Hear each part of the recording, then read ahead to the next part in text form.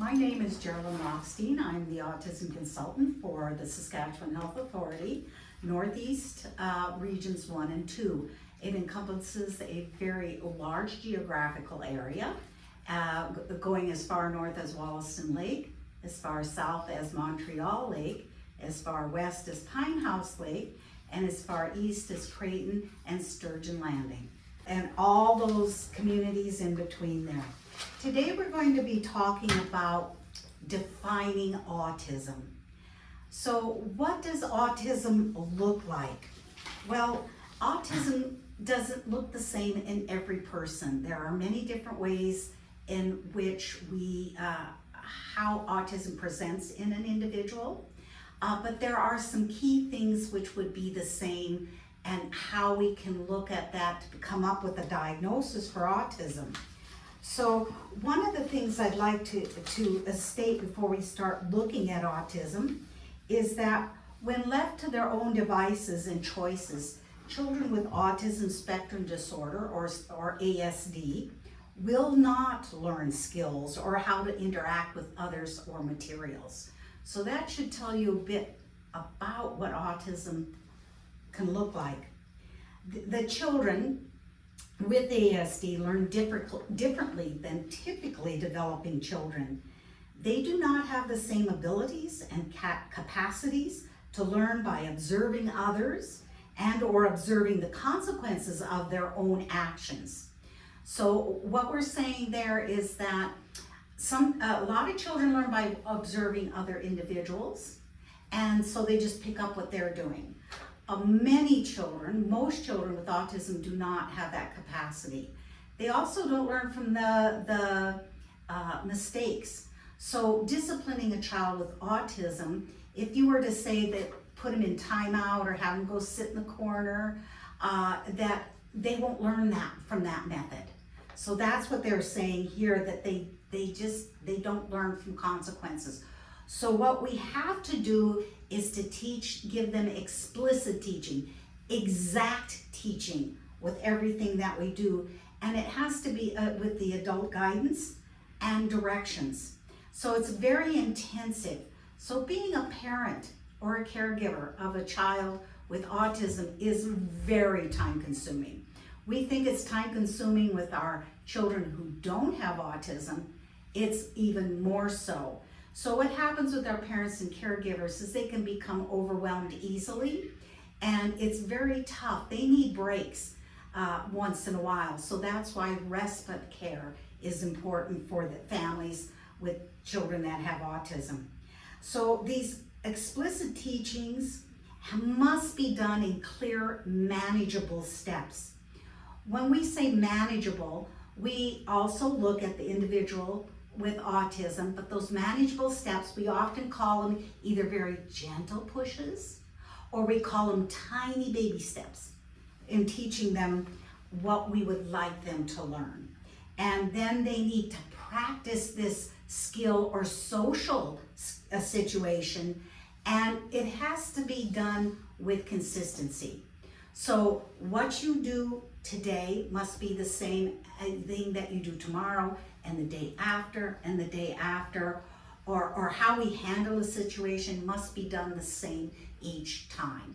This is how the child with autism will be able to make more sense of a world that can be very confusing to them. So how do we diagnose autism? Autism is what we call a disorder. There is no blood test or CT scan or any medical test that we can do that says definitively that this individual has autism. So what we have to do instead is that we have to lay out what we call criteria. And the criteria needs to be met in order for the individual to get an autism diagnosis.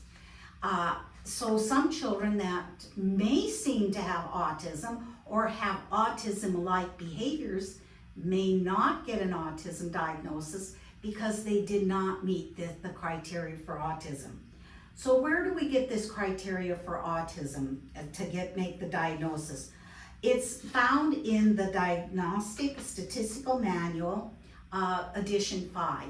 This Diagnostic Statistical Manual is used for all kinds of disorders. The book's probably about that thick. So there's a lot of disorders, and each of those disorders have their criteria. And this diagnostic manual is used throughout the world. So it isn't just here in Canada or just in the Western world. It's being used all over the world because autism looks the same all over the world. In other words, that criteria will be the same in each individual, that we will notice the behaviors that suggest autism and lead to the diagnosis. So we have 3 areas for the criteria to be met. And I gotta pull my thing out here. Criteria A is persistent symptoms in social communication in all 3 areas. And those 3 areas are in their social emotional reciprocity, ranging from social emotional reciprocity, ranging, for example, from abnormal speech approach and failure of normal back and forth conversation to reduced sharing of interests, emotions, or effect, to the failure to initiate or respond to social interactions. And depending upon how severe that first area is, that first area of social emotional reciprocity, it can be mild, but it can also be severe. So the severe is where the child might just never converse with you, hardly ever make eye contact with you, will just not respond to you at all. Whereas we will have those with the more milder symptoms can respond somewhat, can show some reciprocity, but it's still not what we would consider normal.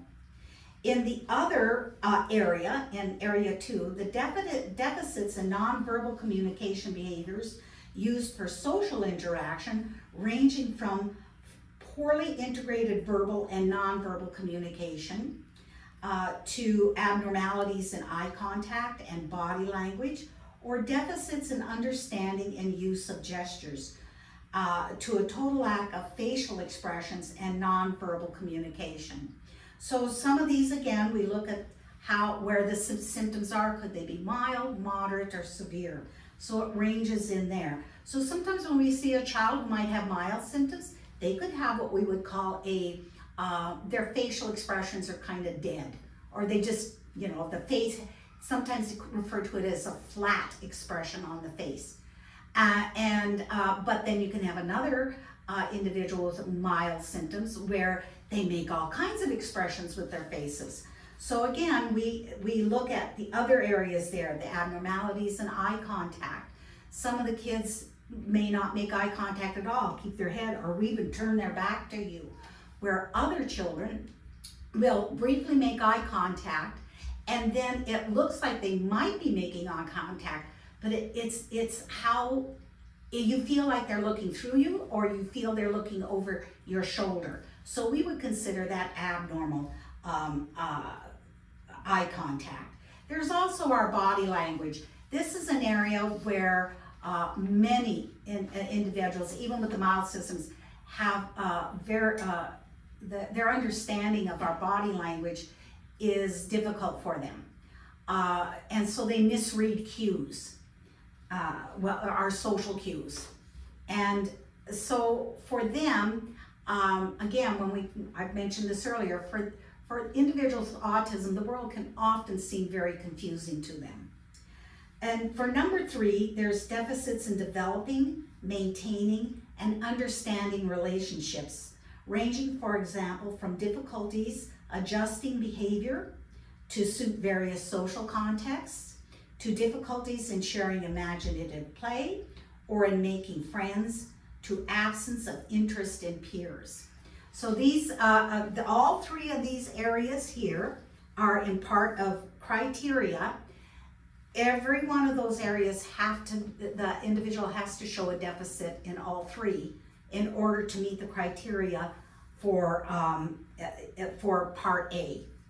Part B is what we call persistent, repetitive, restrictive behaviors, and you need to only make 2 out of the 4 areas for the criteria there in order to have that section satisfied. So persistent, repetitive, restrictive behaviors, these can be anywhere where they must follow the same routine every day. If there's even the slightest change, they become dysregulated right away. It can also mean those types of behaviors where, and we all do it by the way, the social stimming, where they might rock. You'll see them sitting watching TV and they might be rocking like this, or they might be rocking back and forth, or they might even just be rocking their head. That would just be one example, but there are many other examples of that repetitive behavior. The repetitive behavior can be in the way we do something as well, such as when we look at children, it's how they are playing. Are they playing imaginatively or being able to only play in a certain way, such as lining up their toys or lining up their stuffed animals? That would be a repetitive pattern of behavior for them, for a lot of individuals with autism, particularly our age group of 5 and under do a lot of that. So with that, area B, one of the criteria is that they have this repetitive motor movements and the use of objects or speech stereotyping things such as echolalia. Echolalia is where if I were to say time to put your shoes on, the child responds almost exactly like I do. So they would say time to put your shoes on. Another type of the repetitive behavior there is they may say a word several times, or they may ask the question over and over and over again. Again, that repetitive way of doing something. Number 2 is the insistence on sameness. That's that routine. They like routine. That routine, having that routine helps them to predict what's going to happen next, and they like that. It's too scary when something happens because they can't predict. So they have that inflexible adherence to routines, or they may have a ritualized pattern of their verbal or nonverbal behavior. So a ritualized pattern might be, for instance, I'm just going to use these 3 pens, and so they might have them like this, and before they can write, they must put a pen, all the pens kind of in the same direction, and then they can pick up a pen and start to write. So that would be a ritualized pattern there. Another type of ritualized pattern might be that when the person asks them a question, they might have to say to themselves, question, I will say, and then they will repeat, then they will answer the question for them. But they have to have that little, it's almost like they have to put that little thing in there, that little aspect of what they're doing in there before they can move forward with actually answering a question for a person. So that would be an example of that ritualized patterns. Another ritualized patterns, and we do this with younger children, they won't give up their bottle. It's very difficult to get them to, not all, but most have a very difficult time giving up their bottle. Another area that gets ritualized for them is getting out of their pull-up. They might already know how to use the bathroom. They're going over and using the toilet, already know how to do that, but they won't give up that pull-up. They won't go and wear regular underwear. So these are that part of that ritualized pattern, and they get just stuck on that. A third one is that they have highly restricted fixed interests that are abnormal in intensity or focus. And I don't want to use, because our electronic equipment is often, all kids seem to be hooked on that. So I don't want to use that in order to say for that highly intensity of focus for them. but it could be a particular program on TV. Some of our kids get it has to be Cocomelon, and they won't watch anything else but Cocomelon. You might have another one that the latest, like some of the new movies coming on. They see that movie and they must watch that movie. They want to watch it over and over and over again. So that's an example of that intense focus of what they do. Others, it could be a topic. Some of the kids, the ones who their verbal skills seem to be better, but they're still using their verbal skills in an abnormal way. They might be 2 years old and they can sit down and tell you all about the solar system. They'll name the planets for you. They have no trouble pronouncing the planets. And they'll tell you how the solar system works. That knowledge is there, and they talk about it, but that's the only thing they talk to you about. And they talk, and it's not really a conversation they're having with you. It's like they're a little professor instructing you on how that is done. And so that's just one example. Sometimes with our older kids, it could be something like, I know I had one client, and Titanic. He was into Titanic. Everything Titanic. And he just, like, anything on TV, any book, and he could talk on and on and on about Titanic. So that, again, is that very intense focus on a particular subject matter, or it could be an activity. I like to go walking, and I'll walk and walk and walk and walk and walk. And they're just focused on that walking. And again, that begins to become a routine, and they must go walking every day. So that could be something related for that particular focus that they're doing there. There may be a hyper or a hypo. Hyper meaning extra, hypo meaning very little, not as much, low level, into sensory input or unusual interest in sensory aspects. So all of us, by the way, have sensory challenges. Some of us have trouble with the lights. So we prefer a room that has a lower light. We might not turn the lights on in the room because we're satisfied with just the lights coming in from the window. A lot of children with autism seem to be hypersensitive to noise. And not just loud noises, but right now, I can hear the ballasts of one of these fluorescent lights that are sitting in there. The ballast makes a humming noise.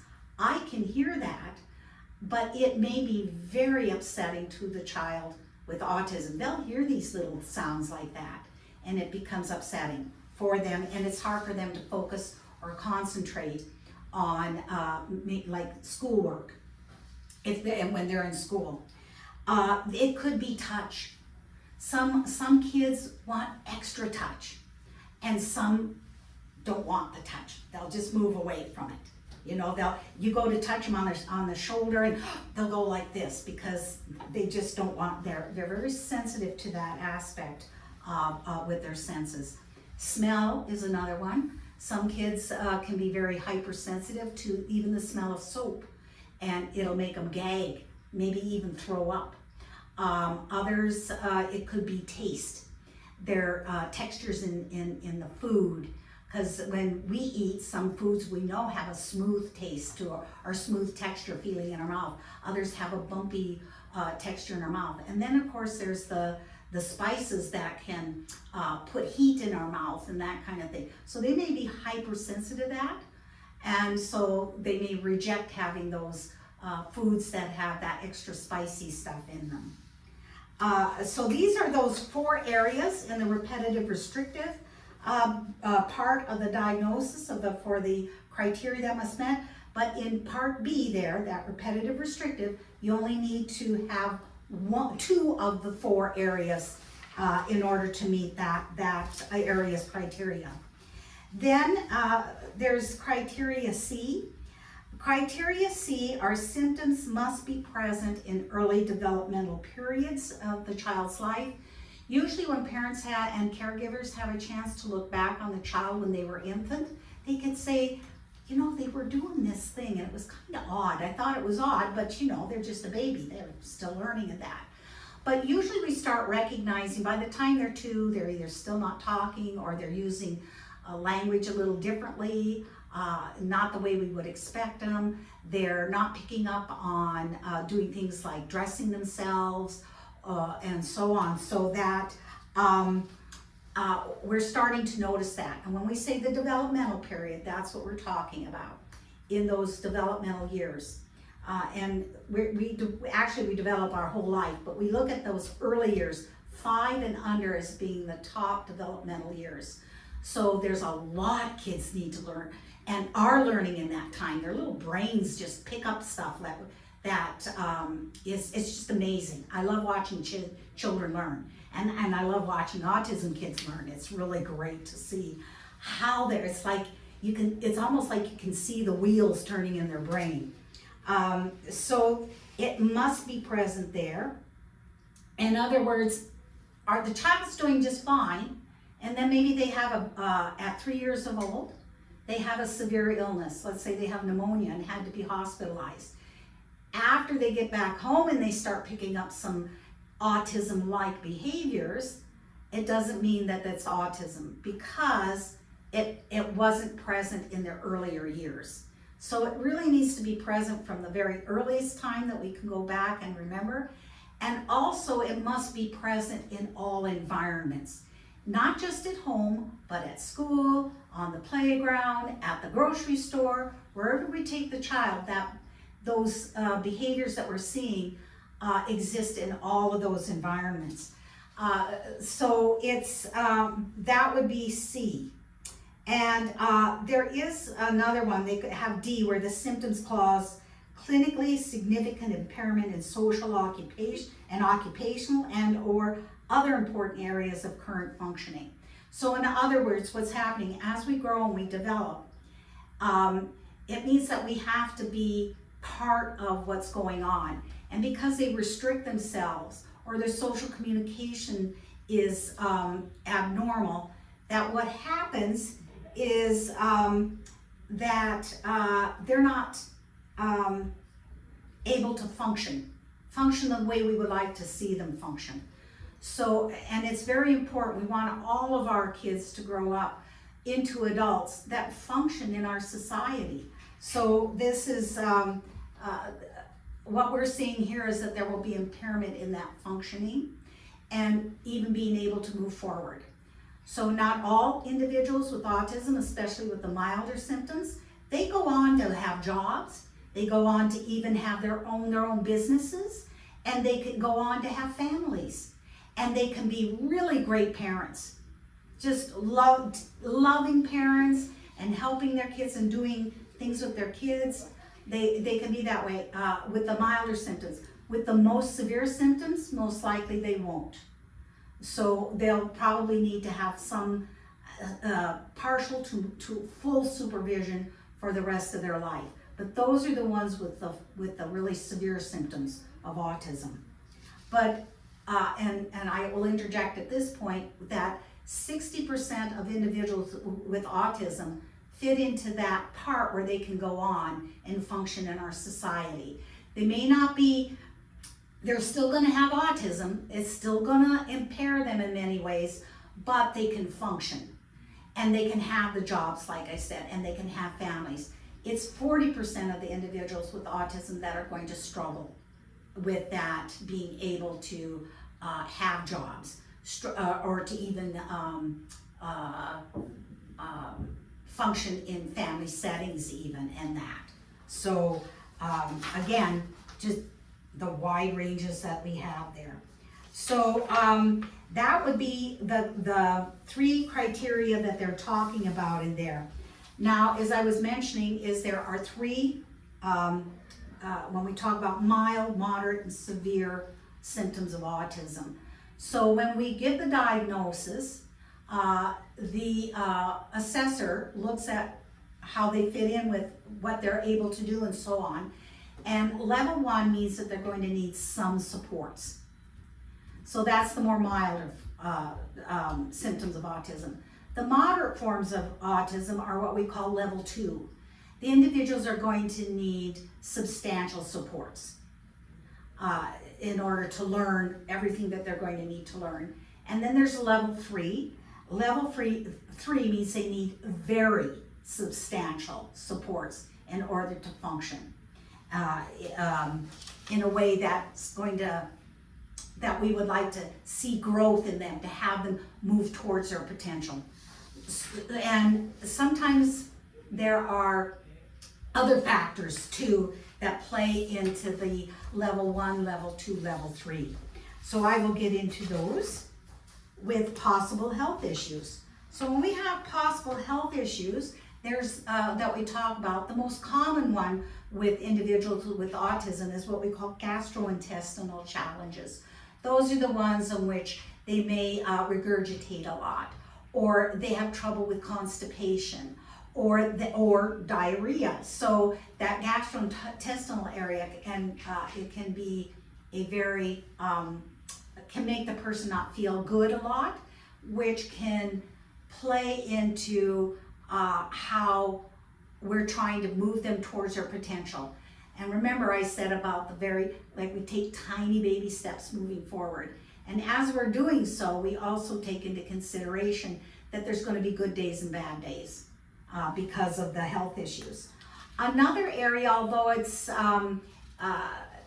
not, I can't remember now, but I think it's about 10 to 15% of individuals with autism also have epilepsy. So they'll have the seizures. Then another area is that they seem to fit in with them are allergies. And the allergies can be anything from getting hives to having like seasonal allergies, like with your nose stuffing up because of the pollens in the air and that. There's also allergies to foods and to medicines. So I do know of a case where there was a child who was allergic to penicillin. So any of our antibiotic-based treatments that we give for infections made it very difficult for that person to get treated for those because of the infection. And then the part where they talk about multiple diagnoses. So it's not just having ASD, but also having ADHD and having an intellectual disability, or having, when we start getting more complicated, we can have children that have FASD and also have autism as well. So all of these really work in with when we are looking at providing programs to help the families and to help the child move towards their potential. All of that is taken into account when we look at the child with autism. So one of the things we see most often with children with autism is we tend to notice that they have challenging behavior. And parts of the challenging behavior can be aggression. The aggression can be physical or it can be verbal. It can be inappropriate social behaviors, such as going by everybody and giving them a swat on the rear end. That would be an inappropriate social interaction. And believe you me, it happens. And then there's the physical regulation. Having them to learn to take deep breaths just to bring themselves back and become more regulated. But that physical regulation would be where they might start crying and crying and crying without their. Then there's the property damage. They throwing things. They throw the rocks, they throw their toys, they break the TVs and that. And then the self-stimulatory behaviors can be challenging as well, because even though, they're not hurting themselves when they're rocking, but they can hurt themselves if they're banging their head on the floor. That's one of the self-stimulatory behaviors that can be very challenging. Another one for them is biting themselves. They bite themselves, and they bite themselves enough that they give themselves calluses, or they'll scratch themselves, and so these types of behaviors we also call self-injurious behaviors. So when we prioritize the challenging behaviors as to which ones should we work on first? So the very first ones that we really need to work on with the child is their self-injurious behavior. The head banging is quite common with the more level 2 and level 3, the moderate, severe symptom children when they're young. And that head banging, when we hit on their heads on the floor, it's very scary. It's scary for everybody. And we don't want them to injure themselves with them banging their heads. So when they're banging their heads, they might be dysregulated, and that banging their head would be a way for them to get regulated again. It seems odd that they would hurt themselves to get regulated again. But what we want to do is to change that from banging their head to them doing something like rocking. They're not going to hurt themselves rocking. So what we do is we work on pulling away from that banging the head, and usually what I do is I just tell them, grab a pillow, put it under their head, don't say anything, don't give them any attention. In other words, saying, oh, please, honey, stop, stop, because now they're hearing that. So we're going to want to do away with that part. They're just going to, the only reaction is to put the pillow under their head. If they push the pillow away, and we put the pillow back. And usually within about 2 weeks, the kids aren't banging their heads on the floor anymore. So, but at the same time, once they become from banging their head and are calmed down enough, now we can introduce something to them by saying, take a deep breath, and then you go, and then try to have them imitate you with that taking a deep breath, or let's go to our calm area. That's a big one that we use with the kids to help them regulate, is to provide a space in the home that is just for them, where they can go and have a calming space. And often all it can be is just putting 2 chairs there and putting a blanket over it, and a blanket inside, and maybe some pillows and some stuffed animals, or their books, or whatever their favorite thing is to have in there. So they go there, and when they're ready, they'll come out. And so this is what we work for with them with that. The next priority then will be the aggressive behavior. This is the one where they're pinching, scratching, pushing, pulling hair on other people, biting, whatever it is that they're doing. So we want to address that. Usually the way we address that is to tell the person who's being accosted is to move away and keep moving away, so that the child is not injuring them. Most of the kids, as soon as you move away, most, not all, most, as soon as you move away, and then you go and just don't give them don't even make eye contact or say anything to them, just move back and move away, they'll stop. Because by you coming up to them, maybe they weren't ready to handle you at the moment. And what was going on. They were dealing with a frustrating situation. Another one would be that inappropriate social behavior. This is the one that can be confusing when the kids really get into school.